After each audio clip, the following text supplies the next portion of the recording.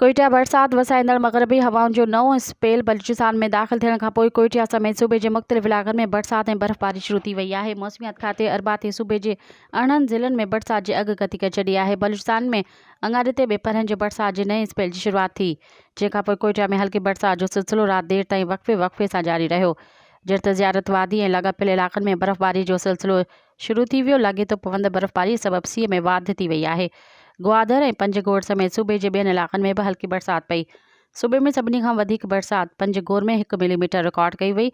मुख़्तलिफ़ इलाक़नि में बर्फ़बारी सबबि थधि जी शिदत में वाधि थी वई आहे। मज़ीद ख़बरनि ऐं तफ़सीलात लाइ विज़िट कयो असांजी वेबसाइट www.awamiNewsHD.com ऐं ॾिसंदा रहो अवामी न्यूज़ HD।